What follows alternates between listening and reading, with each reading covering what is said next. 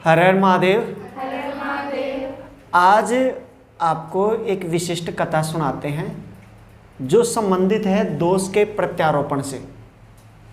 अर्थात किस प्रकार, इसको बंद कर दो, किस प्रकार जो आपके ऊपर दोष लग जाता है, किसी के द्वारा किया गया जो कर्म है, अगर वो गलत हो जाता है तो उसका किस पर दोष लग जाता है। गलत करते का किसी दूसरे पर दोष लगना दोषारोपण कहलाता है। तो एक बार क्या हुआ, एक कोई राजा था, बड़ा प्रसिद्ध राजा था।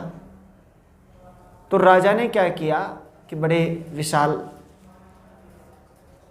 यज्ञ का आयोजन करवाया और आसपास के पूरे गांवों से बुलावा लगाया।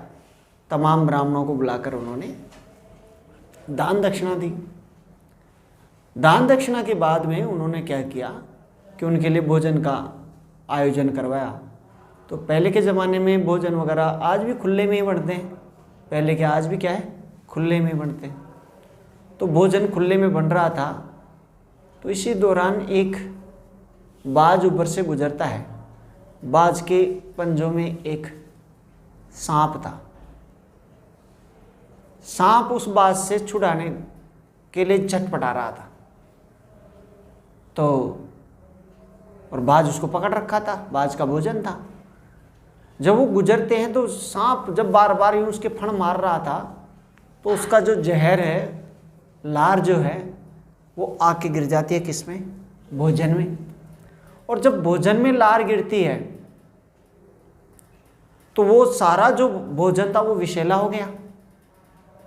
और जब ब्राह्मणों ने उस भोजन को खाया तो सारे के सारे ब्राह्मण स्वर्गलोक चले गए। तो इतना बड़ा नरसंहार, 51,000 ब्राह्मणों की हत्या।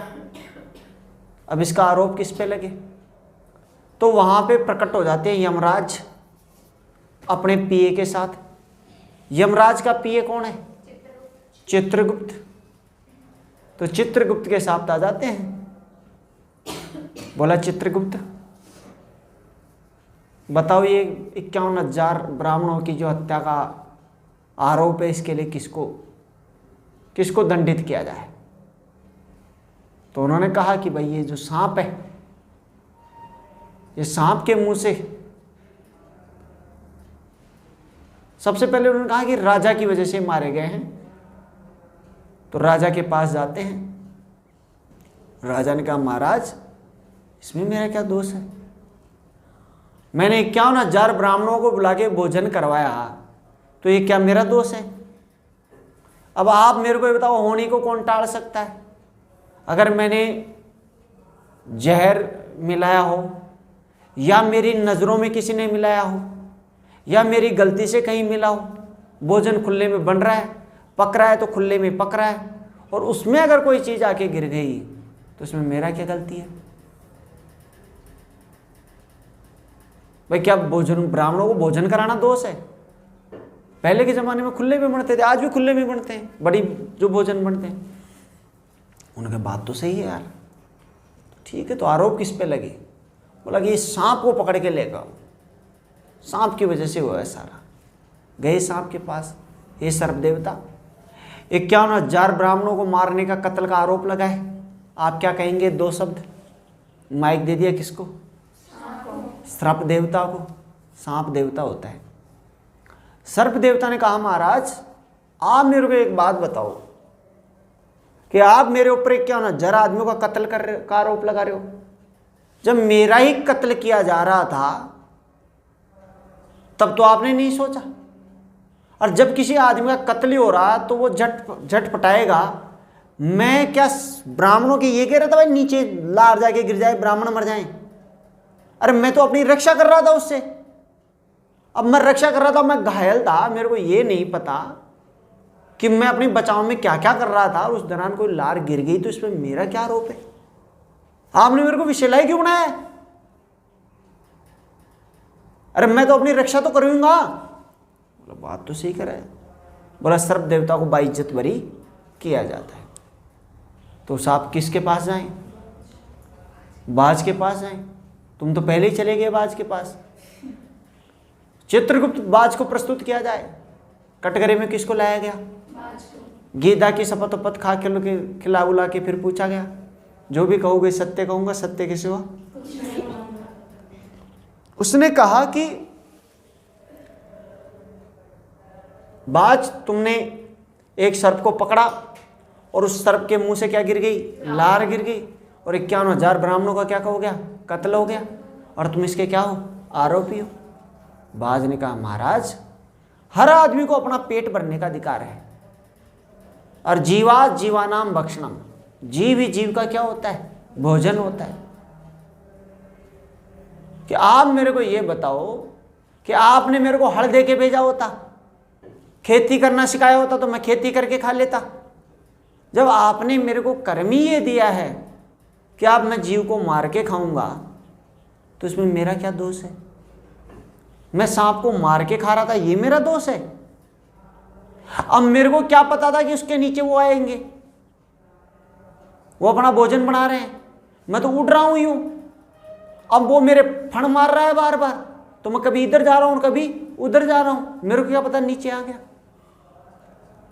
बोला कि जी आज की अदालत इसको भी क्या करती है? बाइज्जत बरी। तुम भी बरी कर रहे हो कि नहीं कर रहे हो? तो बोला यार ये आरोप किस पे लगा है? बोला कि ये खाते में एक्स्ट्रा है भाई, इसको डाल लो तुम एक्स्ट्रा, अन्य खाते अन्य खर्चे में डाल लो, बाद में देखेंगे इसको।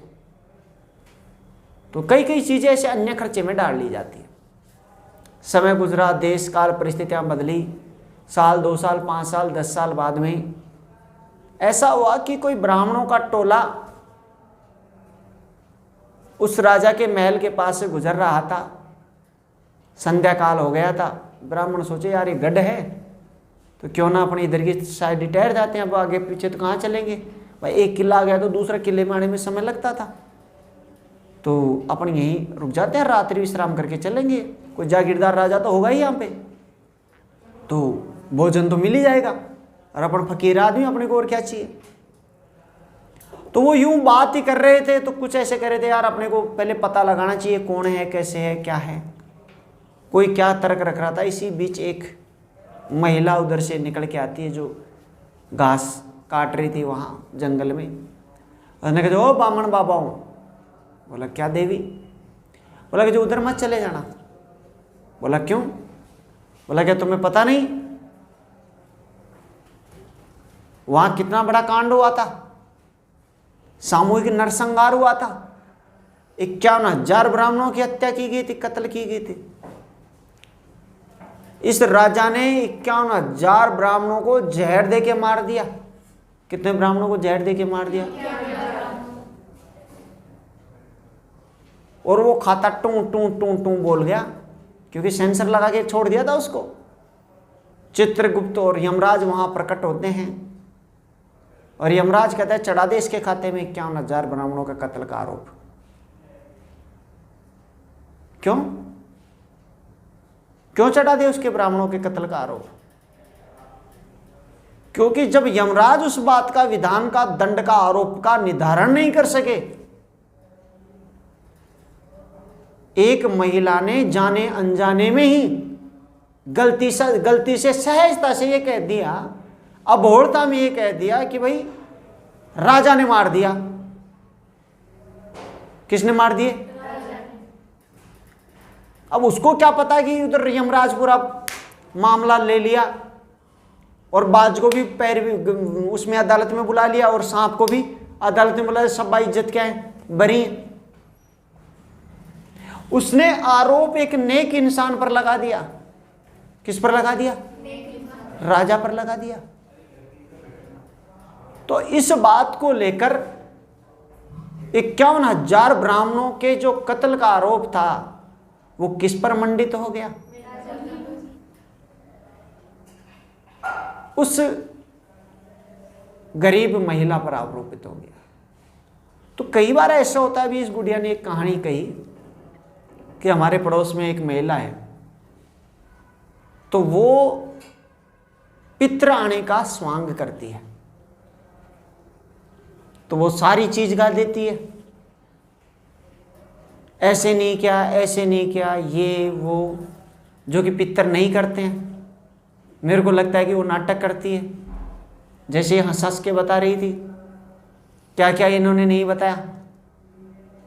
इन्होंने कहा कि गुरुजी कभी कभी पति के थप्पड़ मार दिया, फिर बोलती है सॉरी सॉरी सॉरी। क्या पितर ऐसा करते हैं? मैं खामोश रहा। फिर इसने कहा कि उसके बच्चे पास आ जाते हैं, पितर उसके अंदर आ रहे हैं, तो वो कहते हैं बुआ जी थे थोड़ी पहला किसक जाओ, अरे ना जाओ बब्बू। तो क्या पितर आते हैं तब ऐसे देखते हैं? मतलब तमाम प्रकार की चीजें इन्होंने उसके विरुद्ध में, विपक्ष में खड़ी की। तो इसके बाद में मैंने इन्हें एक शब्द कहा कि हो सकता है कि उसमें पितर आए या नहीं आए, मैं इस बात को नहीं जानता, लेकिन आप एक आरोप के प्रत्यारोपी हो रहे हैं, और वो होते हैं प्रत्यारोपण, दोष का प्रत्यारोपण, दोष का प्रत्यारोपण आपके ऊपर हो रहा है। बोला कैसे? तो वो उसी की व्याख्या के क्रम में मैंने कहानी सुनाई है। तो इस बात को समझना, जब भगवान चित्रगुप्त उसको पकड़ के लेके जाएंगे, उसको पूछेंगे कि बोल तेरे अंदर क्या सच में पितर आ रहे थे, आ रहे थे कि नहीं आ रहे थे, तो वो बताएगी। अगर नहीं आ रहे थे तो नहीं आ रहे होंगे, लेकिन वो ऐसा क्यों कर रही है, उसका इंटेंशन समझ जाए कि उसको प्रताड़ित किया जा रहा है। क्या किया जा रहा है? तो कुछ समय के लिए वो अपनी भावनाओं को, संवेगों को नियंत्रण खो रही है और उसकी शिथिलता के लिए कार्य कर रही है। एक चीज। दूसरी चीज कि अगर उसके अंदर नहीं आ रहे तो उसका आरोपी कौन है? तो उस महिलाओं को पूछा जाएगा, तो महिला कहेगी महाराज हुजूर, हर आदमी को जीने का हक है। मैं पितर बना के किसी देवता के नाम पे 2 मिनट 10 मिनट छल कपट करके अगर मैं अपना समय पास कर रही हूं तो उसमें बुराई क्या है? क्या देवता मेरे को संरक्षण नहीं दे सकते? तो वो उस कटघरे से बच जाएगी जैसे राजा बच गया था। निर्विकल्प बचेगी वो, और निश्चित रूप से बचेगी, क्योंकि उसके पीछे की दास्तान जब आप जाके देखोगे तो कहीं ना कहीं कोई ना कोई घटना जरूर रही होगी उसके जीवन से। दूसरी चीज, मैंने इनको कहा कि कुछ लोग नहीं, बहुत से लोग ऐसे होते हैं जिनको ये पता है कि इसके अंदर नहीं आ रहा, तो भी वो इतने निर्विकल्प आदमी होते हैं, आराम से बैठ रहे थे, महाराज शांति सो, उनको सब पता है कि नहीं आ रहा, वो सब जानते हैं नहीं आ रहा, कुछ नहीं आ रहा, फिर भी कहेंगे। क्यों?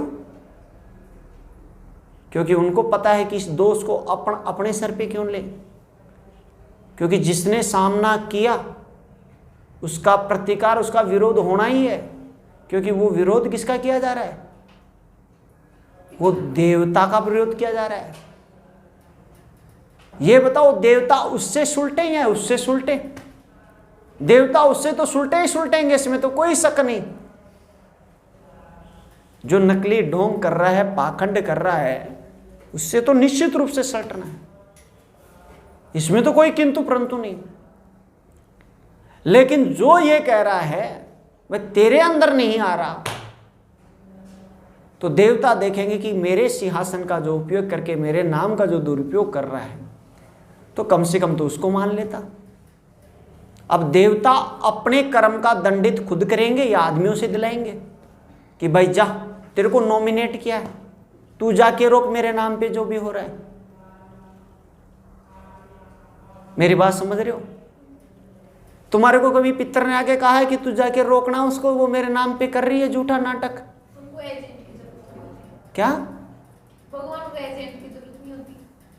भगवान को कभी किसी एजेंट की जरूरत नहीं होती। ईश्वर को किसी एजेंट की आवश्यकता नहीं होती। आत्मा से बोली जाती है और आत्मा से बात सुनी जाती है। ये बात ध्यान रखना। तमाम जो साधक होते हैं वो ईश्वर से मिलन का रास्ता बताते हैं। किसी संत के पास जाओ, किसी साधु के पास जाओ, किसी फकीर के पास जाओ, वो कहेगा आप ऐसे कीजिए, आप ऐसे कीजिए, शायद इस संभव से, इस रास्ते से आपको आपका खुदा मिल जाए, आपका भगवान मिल जाए। तो भगवान को कभी किसी एजेंट की आवश्यकता नहीं होती। आप खाम खा उनका अपराध अपने सिर पर ले रहे हैं। आपको अच्छा लगा, आपको लगा कि कॉमेडी चल रही थी, तुम्हें लगा कि ये बावड़े आदमी है, ये इतना क्यों सहन कर रहे हैं, तुम्हें ये लगा, तो तुमने इसका विरोध क्यों किया? तुम्हारा आधार क्या था? तुम्हारा तर्क क्या था? मैंने किया नहीं, मैं तो आपको बताया, मेरे पास ये बस आपको मैं सारी के लिए बता दिया मैंने। हंसी आई, बहुत अच्छा लगा। कॉमेडी चल रही थी, मैं भी टाइम पास करने बैठ गई। तुम टाइम पास करने के लिए चली जाती हो। था ये सब माहौल। ऐसा ही माहौल था। तो इस प्रकार आज की एक कथा का अंत होता है। बोलिए आज के आनंद की जय हो। बोलिए मातेश्वरी सरस्वती मैया की, जय हो। बोलिए तीनों लोक के देवी देवता की। जय